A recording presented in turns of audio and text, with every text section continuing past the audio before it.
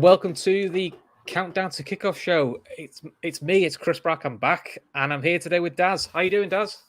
Oh, good, Chris. Yeah, delighted to be back on. First show went really well. Thanks to everybody that obviously liked, tuned in, subscribed to the LFC Daytrippers and commented on the last video. So hopefully more the same today. And I'm good. Yeah, Chris, busy day at work, but I have a couple of days off now. So, but really looking forward to this Liverpool friendly. It's our third friendly, but our second big one. Mainz was the real big one last Friday, and obviously now tonight it's great for the Reds to be back against another German opposition, another team last season that, by the way, did struggle in Bundesliga, but they've made a couple of signings, and they're gonna want to improve on last season, like ourselves. They're gonna want it, and yeah, it's a game I'm looking forward to, and obviously. Tonight, in some ways, it's up there in the comments. Virgil van Dijk, the feature, the world's best centre half. So it's every reason and optimism to get excited about this one, Chris, because we all want to see the world's best centre half back in action tonight, don't we? After a long layoff, so it's it's good, and looking forward to it, as I said. Yeah, mate, it's going to be a nice reminder of what it's like to have the world's best centre back available for you. The one that surprised me, we'll go into team shortly, is I'm amazed Joe Gomez is even in the squad. I must admit, Van Dijk had to go in. It's about 9 months, which is for an ACL. I know he had multiple ligaments, but feels about the normal timeline.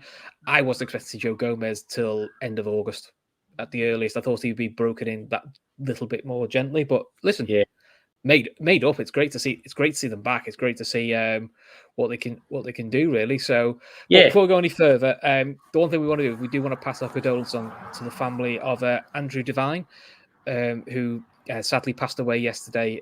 He has been confirmed as the 97th angel from the Hillsborough disaster. So we just want to pass on our condolences to his family, because very sad news and very sad time for them. But let's move on to the team. So team-wise, quite an exciting team. That's even before we talk about Van Dijk and Joe coming back. So we've got young Kelleher in goal. I mean, he is established as the number 2 now, which is fair enough. The back four that we've pretty much played all for most of the friendlies now. That I think this is going to be, Robbo aside, probably the back four. 3 of the back four are going to start against Norwich. We've got Trent, Matip, Konate, which I'm looking forward to seeing again. I mean, I still can't get over how much pace this guy's got, and he's a massive unit. And Tsimikas, who to me has been quietly impressive. You know, you're now starting to see why we bought him. He does look like preseason aside, he looks like a really decent young fullback for us. Then this is where you make a debate. We've got Milner, we've got Keita, we've got Harvey Elliott again, and then we've got Mane, Salah, and Minamino. I'll be interested to see how they play this, because you may have a debate. Is it a 4-3-3 or is it 4-2-3-1 and you're playing Elliott as a 10? It does give you different options. Elliott seems to be playing more and more midfieldy roles rather than, I would say, out wide. And I do wonder if that's because it's to get him on the ball more, but also the one thing he doesn't have, Elliott, and look, you have it or you don't have it. He doesn't have blister and pace, but he has fantastic ability and fantastic vision. Yeah, he's unbelievable, hasn't he? Reader of the game for such a young lad. Like we've seen the time out at Blackburn, albeit he did play more on the wing and attacking position, but he's been really good in this pre-season. He's looked sharp from the get-go. He's that intensity, he's that energy, looking very positive on the ball, trying to also as well giving some of those threaded balls into the front lad. So so far, obviously being very impressed by Harvey Elliott. And look, we know a large section of the fan base want to see Harvey succeed. We want to see Harvey being given more game time. And I mean, pre-season is a chance for him to show why he should be given more game time, and it's also a chance for him to be fighting in there and being competitive for the first team, because a lot of fans will tell you he is good enough to be in around the first team.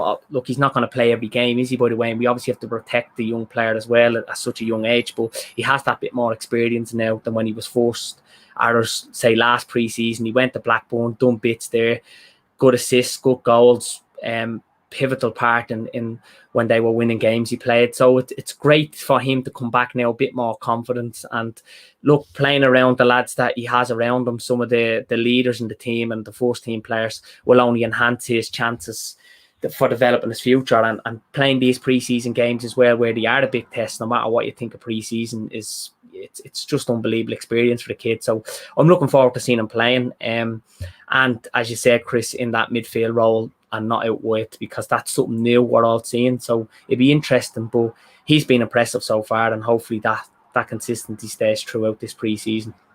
Yeah, as Dan J puts, Elliott doesn't have the pace, but he's got quick feet and acceleration. A bit like a young David Silva. I mean, that's high praise. If he gets close to David Silva's level, we'll all be happy. But I know the point he's trying to make. It does actually give that. I mean, what I like about him is he's a young player. He's clearly got a lot of ability, but he's not trying to show off all his tricks and his flicks. It's what I would call it's flair with purpose, which I think is what you want. The key thing I've always found is every time Salah gets the ball, he looks for Elliott. He looks to get him into game. And that's not just to give a young lad a bit of a feel of the ball.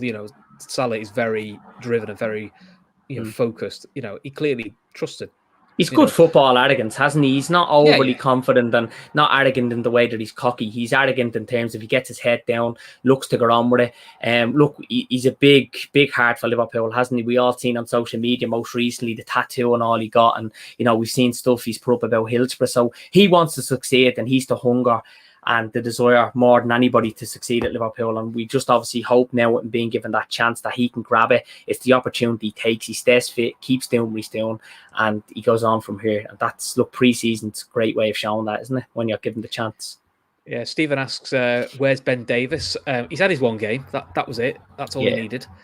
No, in fairness, Ben Davis is actually in the UK at the moment. He flew home after the last. Before the last friendly last Friday, just before the teams were announced, there was news that broke in that he had to go back to the UK. Not sure. Hopefully, whatever he had to go back for, it's all okay. It was just a personal reason, so it's not a transfer as such. I think it's first. Yeah, no. I've seen a few. Darren and a few others have mentioned this. Taki in the false nine. It could happen, or it could be Salah there. Salah. Now I know it's pre-season, so it's all about fitness. I would probably say of the lads who probably need to impress if they're going to stay, haven't quite seen it yet from Minamino. Now, literally, he's played 35 minutes, but at least with, let's say, a Chamberlain, he's looked lively. Cater, to be fair to him, very good. Too hard to sweat. He's been very good. I'm not getting Laura into this again because we get Laura in every summer by him, but give him his credit. When he's played well. As Milner and a few others. So Minamino at the moment always feels a bit like the odd one out. It just hasn't quite worked for him yet. He hasn't though, and I said this last week to Conroy on the preview of the Mainz game, the countdown to kickoff. He hasn't had a huge chance though, has he? I mean, he did come in pandemic from a different country. He hadn't got that contact that we all have where there was hands-on with people at the training grounds, a lot of workouts done over Zoom. So he had his struggles, but there was times where I thought he did do really well. But the thing with Minamino, and like any new player, especially coming to a new league and not having the luxury of that human contact of what a lot of the players would have had in the past because of COVID and not having that interaction with his family and moving house for all, it wouldn't have been an ideal situation for anybody. And they only all are humans, these players, that he needs some game time. He does, and you have to give him a chance, and he hasn't been given that. We've seen he done bits at Southampton, but I suppose, look, the question is he able to reach the heights of what Liverpool expect?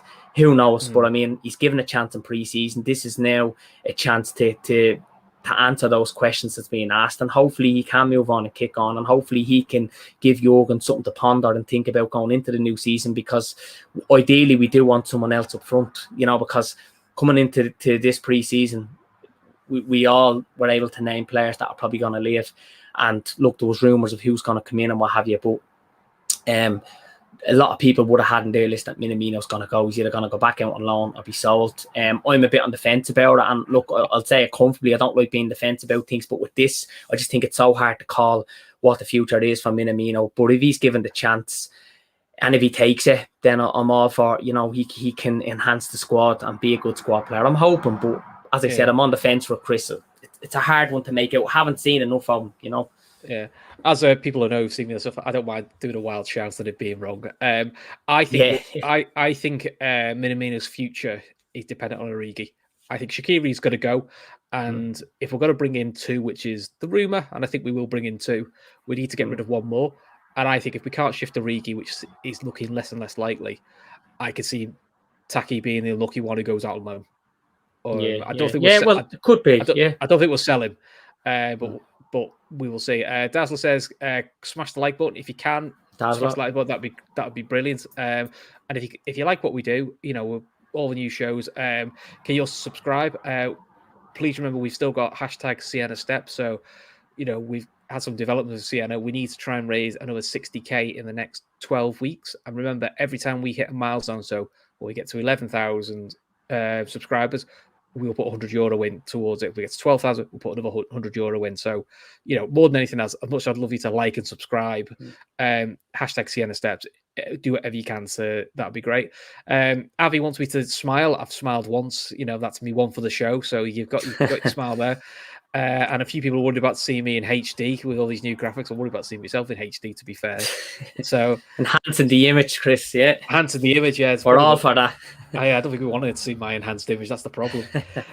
So Hertha Berlin, I think we've only ever played them once before. The last time we played them, the only time we played them was in a friendly in 2017 when a one Dominic Solanke scored. I mean, God, that's a while back, isn't it? I don't remember that one though. By the way, that was a one under the radar, a QT of a friendly, wasn't it? Yeah, but must admit, I googled it. I had to Google it. I can't say it. Yeah, it's a game that floods back to memory. So Genie scored as well. So did Mo Salah. But that was the year before we did the run to Kiev. We'd take that result again, wouldn't we? A clean sheet, three goals. Look, these friendlies are all about preparation, match fitness, match sharp, experimenting and getting the focus and the game face on for the new season ahead. The new season, by the way, is closer now than what we think. I mean, we're going into the 1st of August this Sunday. So, I mean, we're 2 weeks, just over 2 weeks away to the new season. So, the lads will know that in the back of their head, not to do anything too dramatic in this preseason where we're going to be going in with injuries. I pray to God and please God we win to the first game of the season with the bodies that we have now. Obviously, more to come back from internationals. And if we have that option and that team selection, we're going to be really confident from the get-go. And look, just to touch on it, Chris, without going off the topic too much, there's a lot of speculation on social media and a big, I suppose, divide in the fan base about bringing in transfers. Jurgen Klopp, Michael Edwards, they're not going to bring in players for the sake of it. They're going to bring in players that meet the technical abilities, but are also disciplined, have that attitude, are going to fight and run and do all the basics that Jurgen requires. He's not going to go out and panic buy. I think there's 5 weeks left in the window, a long time to go. I still think we'll bring in 2 players. I think we'll need to just enhance that squad. But if the season's starting tomorrow, I mean, our starting 11 is going to get us, is probably the best. But the question for everybody is do we have that squad, that strength and depth to do? I think we've 14 or 15 fantastic players. But then beyond that, when you get injury, suspensions and burnout and stuff like that, you do need a bit more. So I think we'll probably be looking at just as much as enhancing the squad and trying to enhance that starting 11, because that starting 11 is probably the best around on its day. It is. I mean, look, I think we do need to exercise a little bit of patience. I don't know why people are still surprised about what we do in the summer. We wait till the right moments, and we normally bring someone in. I think there's been one summer under Klopp we've not brought anybody in, and I don't see that being repeated. And also, since the Van Dijk leak came out in the summer where we were supposed to sign, we didn't get until January. I believe that caused a lot of controversy in the club because Klopp obviously plays his cards close to his chest, and Michael Edwards and the recruitment team completely not leaking that now. So nowadays, you have journalists reporting we're linked with everybody, and then as soon as we're linked, we're so at Chelsea, City. So it's all clickbait. So look, Liverpool, they have a list.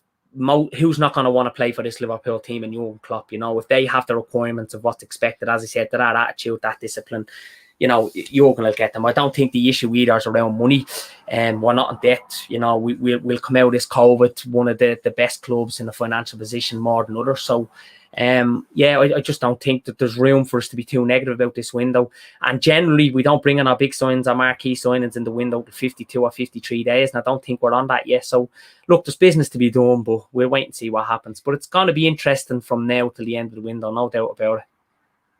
Good. Cyber Sims is liking my polo. Yes, this is one of the LFC Daytrippers polo, so on brand. I'm on brand today for once. I thought I was trying to make a good impression. So yeah, look, you go on our website lfcdt.com/shop, and we've got loads of t-shirts, other merchandise, and we do also have our Sienna range as well. So anything you buy from the Sienna range, again, goes towards helping Sienna. I've seen a few mentioned. We've actually got to the 11,000 mark already, which is fabulous news. So Brilliant next news, stop, fantastic. next stop is 12k. Then let's do the kick on to 12k. So we've done the starting 11. Sorry, not the first 11, the starting 11. Without saying Gomez or Van Dijk, who are you looking forward to seeing out of the rest of the bench? Anyone you sort of really thinking, I can't wait to see them again, whether it's a youngster or someone new? Well, obviously Curtis Jones, get Jonesy in, get Ox. Gomez, I think, Gomez, a lot of people I've probably ruled a little bit out after his injury, and he hadn't got the best start to last season. You remember that game at Villa, we lost 7-2 without being too negative about it. But Gomez is playing at a higher level than what John Terry, Rio Ferdinand were when he was his age. Gomez is exceptional. I think he's grown in stature and confidence and belief. Even the technical side of his game, playing alongside the Rolls Royce, as I just mentioned earlier in the show, the best centre-half, more football and Virgil van Dijk, Cam as you like. So Gomez coming back excites me. Jones, I think it's a big pre-season for. I think there was big expectations of him last season, and I was on a lot of streams saying no matter how the season ended, Jones was going to be a positive coming out of the season because I think he's grown again in stature. I suppose on the bench, who else we got? We've Ox. We all want to see Ox again. I think last season we didn't obviously see enough of him, but what I love about Ox is he's bounced back brilliantly from all the injuries and setbacks he's had in his career. And towards the latter stage of last season, he came on at Burnley, scores, but he's very dynamic, going forward, very creative, wanted to get goals. You can see that passion, that determination, real good squad harmony in him, good sense of humour in the squad, but what you need as well. So Ox is another player I think that there's obviously questions about, but it's a big pre-season for him. And look, you mightn't see all the lads doing great in pre-season games, but it's not just about the games, it's about how well you do in training and how you develop, and you normally come out with what you put into it. So I'm looking forward to seeing them, and I think we will. It'd be similar to Mainz, you reckon, Chris, where it'd be two teams over the 45 minutes each half? I definitely think, the first half team will do 45 minutes, touch wood. They're all healthy. I've got a feeling, I don't think Gomez or Van Dijk are going to, I'll try to work out whether they'll start, do 20 minutes and then come off, or they'll come on and do the last 20 minutes. I don't see them doing a full 45. Feels like too much of a risk. And they've also got the Osasuna and the Atleti game coming up in August. August. First weekend in August. So I think they'll probably do well then. I've seen a few shouts for young Gordon. I'm not going to pronounce his first name because I'll get it wrong. But it must be Kate Gordon. Kate Gordon. Really looking forward to him. 16. Yeah. It's Owen Beck as well on the bench. He's done really well. The youngster. He's doing really well. Again, grown in this pre-season. I know it was an own goal John night, but he was on, you could say he assisted it, didn't he, with his left swing in. So again, another player who's being promoted and looks really good. I think he's actually a nephew of Ian Rush, isn't he? The great Ian Rush. And we've Jota as well there, who I'm looking forward to seeing. He's back, and hopefully he can come on and do something and get a goal, do what he does best. Only because Avi's in the chat and he'll get upset for how much. If there's Clarkson, looks a very, very talented young lad. It's very mature for his age, to be fair. You wouldn't think he's as young as he is. He just slotted into that midfield and has done really well. And of course, we've got the two big boys coming back in, Jota and Robbo. It wouldn't surprise if you saw Jota, Robbo, Van Dijk and Gomez perhaps all get in the last 20. I'm happy enough to see Tsimikas playing a little bit more at left forward, because obviously we haven't seen much since he moved to us. Because look, I mean, you can't drop Robbo. He's just undroppable, isn't he? And he always wants to play. He's unbelievable passion, desire, and commitment, and wants to be there all the time. So it'd be interesting to see Tsimikas, because I had big hopes when he first signed for us. I watched him last summer playing against Traore off Wolves, and I thought he'd done really well in the Europa League, and he got a move to us, and obviously I felt at the time a brilliant backup. Probably not like for like. I think he's really good going forward. Not as obviously as good as Robbo, but it's very hard to get like for like, isn't it? You're bringing in someone that's going to be placed to sit in the bench. It's not going to happen. So I would like to see a bit more Tsimikas, because we've seen very little of him, and I think there's expectations are high enough for him. Yeah, I think you see. I think he was a victim of circumstance. He did get COVID and he had injuries, but I think if he has like even if we had like Kanate, Matip available most weeks, forget the other two main centre backs, it wouldn't feel like a risk then trying you back up left back against the bottom half sides, which I know we're struggling against bottom half sides, but when we had two very inexperienced centre backs, to then throw in a new left back felt like you were just adding. It probably felt like adding another risk that you didn't want to add. Right, difficult question time. It's actually aimed at me, but being that because I'm hosting at the moment, I'll divert to you as well. Who do you think we will sign if you can one player realistically? So we can't say Messi or anything like that. I've still got a feeling that the Saul talk, and I've heard today Neil Jones has sort of poo-pooed it a little bit, saying it's probably not. Finances don't work out, but I don't know, there's still a lot of talk about Saul. He sort of feels to me like what we need. Very classy centre midfielder, but also has the key attribute that Genie had, which is he's very rarely injured. I think he's missed like 11 games in the last 4 or 5 years. He barely missed the game. It sort of feels like that's what we need. And to have then Saul, Henderson, Fabinho, Thiago as your main 4 rotating out of those 3 out of those 4, then you've got Milner and Jones as backup, and then literally Keita and Chamberlain become, well, if they're fit, we'll use them. If they're not, we're not relying on them. I feel that's where it is. You say forward-wise, I am going to Scooby-Doo who would go for, to be honest. I generally don't. Look, it's very hard to predict because, you're seeing in past windows where someone were not linked in, we agree a deal and they signed, like Simicast, that came out of Jota. So, I mean, look, Jurgen, as I said, and I'll go back to what I said at the start of the show, they know who they want, and I feel they get who they want. If it's an issue around money or something to do with attitude or discipline or fitness, they don't take a chance, they just move on and go to the next target. So it's hard to know who they will get. Like, you look at social media, any of the tabloids these days will link with everybody and anybody. So, I actually seen something earlier, funny enough, we're linked with Pogba, and obviously it's rubbish, it's not going to happen. So, but again, it just shows you another day that these journalists are just clutching at straws, and it's just to bring up something and look for clickbait, some reaction. But who knows? But I do think we will add a midfielder on the forward to this team, no doubt about it. And we might not know more until the season starts, and Jurgen Klopp might not really know exactly what he's going to do until the season starts, So just be patient. Yeah. Red Sea Pods are in the chat. Thanks for the comments, guys. Don't forget, as soon as the match is over, post-match, the Red Sea Podcast boys are going to do the post-match show. They were great first show last week, so they're going to do the post-match reaction, which hopefully will be a good Liverpool performance. So, big up Dan J's comments. What we know of Hertha Berlin, I was looking at who they've signed. They've signed Stefan Jovetic, the ex-Man City striker. Talented striker. Very much so. But very injury prone. Kevin Prince Boateng, he's still going. Lots of days. They've lost Sami Khedira though. He's retired. Now, I'm not sure how you pronounce this chap's name. The Brazilian forward they've got. I don't think he's featuring today. I think he's at the Olympics. He's at the Olympics, isn't he? So so he won't feature because he would have been good to watch for us. He had a bit of a nightmare as well, to be honest. He's only moved from them. He was at Leipzig, and look, it didn't really quite work out. I think he got 2-3 goals there for them, but he's a good signing for Hertha Berlin. The 3 lads there, the new ones we said. Jovetic as well, you'd mentioned, hadn't you? It didn't quite work out for him when he was at City, but he done well in Serie A, flourished there. So, but Kuhn he's not there. He's at the Olympics now. So, but look, no matter who Hertha Berlin play, you still fancy Liverpool on paper, and with the experience we have now and how professional we are. Look, Hertha Berlin, really disappointing season last season. I talked here last week about Mainz struggled. They got 12th, Hertha Berlin finished 14th. It was relegation form most of the season. But look, they'll want to improve on that. And the time you do improve and the time where you experiment and you get going again, you restart this pre-season. So, they will be a challenge today, and it's a hard one to call. It always is in pre-season games.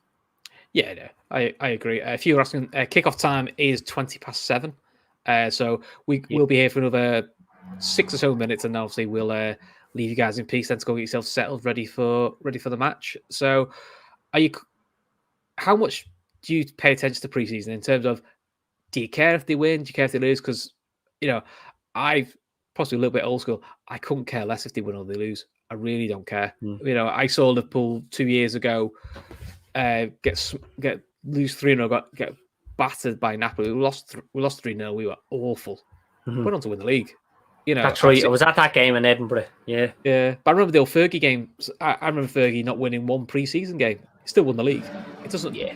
I think too much is made up on it. It's quite nice to see tactics. It's good to see new players, but I think people just need to remember it is just a it is a fitness exercise. It's not, the result doesn't matter. I mean, like this Liverpool team, you look at the last, particularly 3 seasons, the proof is there competitively. What we've done in the Champions League, the Premier League. Like you look at, okay, maybe take away last season because all the factors we had, which I think, by the way, we've done extraordinary to get third. I think Rio Ferdinand came out and said on BT Sport, was any other team that finished mid-table. We've done exceptional well for when you look at the tools we've had and the resources and the factors you consider, Chris, that, you know, to get third last season was by the way, in a phenomenal, and I will use that strong word, I'll quote it as phenomenal, end to the season. We hadn't won 5 consecutive games all season. The last 5 games of the season, which are probably our 5 hardest and most pressurised, we win. We went out to Old Trafford, we flourished. Could have got 6 or 7, got 4 in the night. Pre-season, I don't take a lot into. As I say, competitively, we normally do the job. We've had a terrific last 3 seasons. Looking obviously to build on it this season, to be thereabouts again, and to improve on last season's finish in the Champions League. And you have to be realistic with the expectations as well. But there's 5 weeks left of this window to go. So a lot will obviously depend on what business with ins and outs happen. And I think a big part of this season coming up is the fitness of players. That's going to be massive for us because we know when we have players fit, you can rely on a lot of them. But it's trying to keep those players fit. The likes of your Ox, your Naby Keita, your Joe Matip, you know, Alisson's had a few injuries. Henderson, Fabinho have all had a fair share of injuries.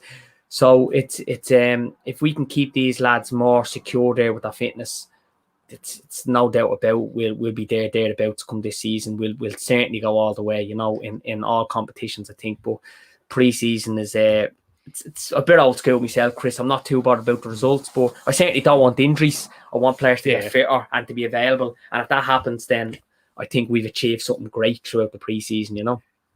Breaking news, Neil Jones has tweeted, Klopp has confirmed that Liverpool will play 2 60-minute games against Bologna in France next week.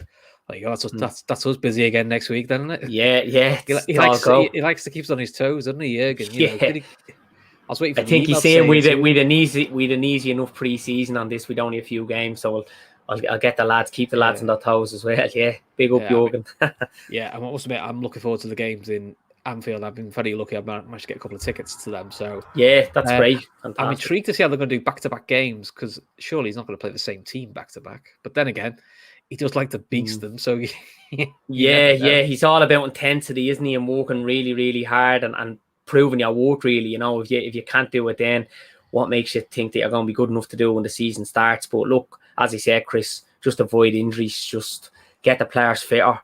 Give them more that squad harmony and humour and togetherness and never give up. What Jurgen's implemented brilliantly, and we're flying. You know, for me, it'd be a really successful pre-season, regardless of the results. But I think the results will come. I think we're a lot better than Hertha Berlin. I know we're a lot better than Mainz, and it just about came. But there's so many positives to take out of that game. Yeah, I agree. I've seen a few in the chat saying Klopp has confirmed Van Dijk and Gomez will play 20 minutes, which feels about right. I'd be amazed. I feel, oh, look at that. I've upset everyone now because I said breaking news. They all thought we'd signed someone. Yeah.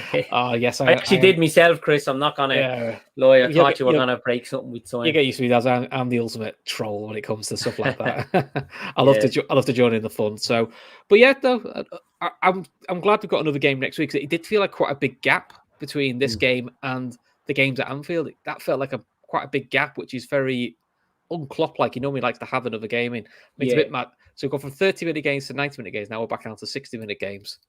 I'm sure there's a sports science. Yeah, there's some meta to that. Absolutely, yeah. It's so all big first 60 lads, and we're sorted. There we go. So just before we go then, for a bit of fun, score prediction today then. Well, I got it completely wrong. On Friday, I went for 4-2 and it ended 1-0. And it was like the closing stage of the game where we just grabbed the goal with a non-goal. So we've kept a clean sheet. I'm going to continue with the clean sheet. I think you'd have to, under the tone of Virgil van Dijk, Camish, you have to give him a clean sheet. And Tsimikas, obviously, at the back as well, who's done so well. I'm going to go for 2-0, Chris. Good. Allier's gone for 1-0. So, because I'm a snide, gives the goal scorers as well, because I like to throw that in, you know. Just to really nail it to you. Right, I'll go for, I said it last week, he was going to score Harvey Elliott, so I'm going to go for Not him this time. I'm going to go for Naby Keita to score, and I'm going to go for Jota to come on second half and get a goal, and for obviously us to win 2-0. But look, this is just a completely wild guess, and I'm enjoying having this prediction. It's so hard to predict. If you don't get it right, I'll hold you to it later. Don't worry. You know what's coming up. Alier's got 1-0 VVD winner. That's a rerun of the old of his debut against Everton. Dan J's got 4-1 Liverpool. Cybersim's got 3-0. 3-1. Delwyn's got 2-1. Kanate and Elliott. Let's have a think. Our good friend Kev O'Sullivan, good to see you in the chat. Kev has got 3-1. 2 for Manny, 1 for Salah. I'm going to give you a clean sheet. I'll say 3-0. And I'm going to go Kanate, Salah, Jota. Because Jota always goes when he's on the pitch. It's kind of a done deal, really, these days. There's a show for Kanate to get a goal, if you including yourself, Chris. I'd love to see that. Yeah, Free Will's got 1-0 Mbappe, you know. The new signing. That'll be Project Mbappe. You thought my breaking news was good, some nil. And of course, the most positive man in the Trippers, Keith Plunkett's gone for 4-0. You know, so Keith is the most positive man you'll ever meet, I tell you. So good. Yeah, you love to see it. Good. But a lot of the time, I have to say, Keith, he's very realistic. A lot of the stuff that he says and foresees happens, you know. So. And look, as I just mentioned a while ago, Chris, the last 3 seasons have been really good to us, to being great. Taking away all the factors last season and the third place finish, you know, it was brilliant in the end, wasn't it? Just securing Champions League for the upcoming season, and hopefully that plays a part now in this transfer window. You know that we're all kind of very focused on now. That's the talk on Twitter, Instagram, and stuff about Liverpool need to sign players and why we not doing business everyone else is. So it'd be intriguing to see. Yeah, but look, I'll be amazed if they don't sign someone else. But listen, I'll leave you all to it now. You know, it's just gone 10-7. So this is a countdown to kickoff. Cheers again, Daz. Thanks to everyone in the chat. Cheers, Chris. Pleasure to be on. Thanks to everyone as well in the chat. Yeah. So listen, all of you, take care of yourselves, and we will see you for the next countdown to kickoff. But remember, don't forget, after this game finishes, come back onto our YouTube channel and watch the post-match reaction show with the guys from the Red Sea Pod. Until then, take care of yourselves. See you soon. Yup.